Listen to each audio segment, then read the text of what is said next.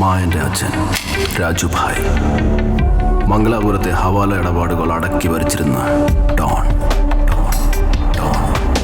മായൻ മരണം പോലും അവനെ കണ്ടാൽ പേടിച്ചു മാറി നിൽക്കും. മായന്റെ അനിയൻ ഇന്ദ്രൻ, ഇവൻ ഉണ്ടായതോടുകൂടി രാജുഭായുടെ ഭാര്യ രാധമ്മ ക്ലോസ്. അവനെ വളർത്തിയത് അവിടെയുള്ള ഗുണ്ടകളാണ്. ഇന്ദ്രനെ കൂടെ നിർത്തി പണി പഠിപ്പിക്കണമെന്ന് മാത്രമാണ് രാജുഭായ് മായനോട് പറഞ്ഞ അവസാനത്തെ ആഗ്രഹം.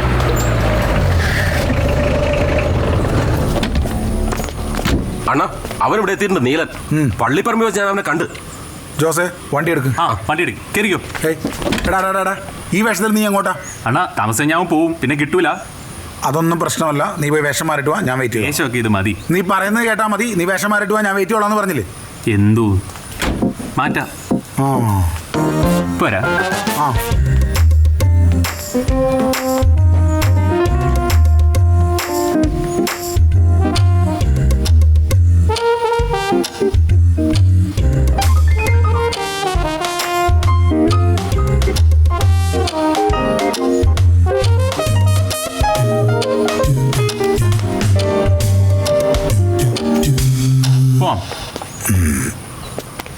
എവിടെ പോയാലും നല്ല നീറ്റായിരിക്കണം. നമ്മുടെ സ്റ്റൈൽ വിട്ട് ഒരു കളിക്ക് നിൽക്കരുത്. അതിപ്പോൾ ഒരുത്തനെ കൊല്ലാൻ പോവാണെങ്കിൽ ശരി. ഓക്കെ. എൻ്റെ ഡ്രസ്സ് എങ്ങനെയുണ്ട്? ഇത് മാസ്. വണ്ടി എടുക്ക്.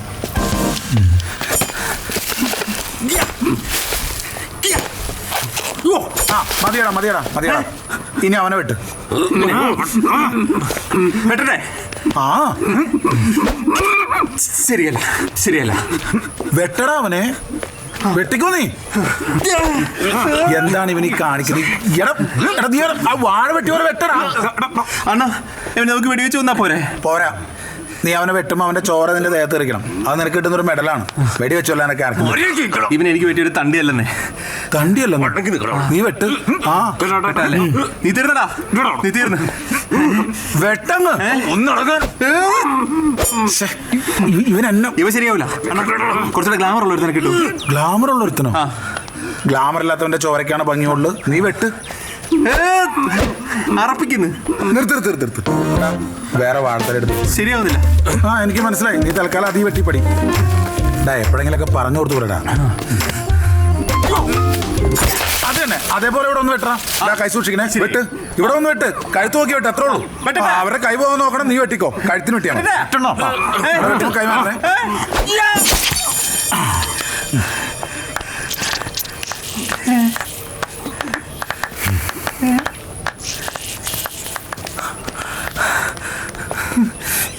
എന്തൊക്കെയാണ്? ഏയ് ഒന്നുമില്ലടാ. നമ്മുടെ ചെക്കൻ വലിയ ആളായി.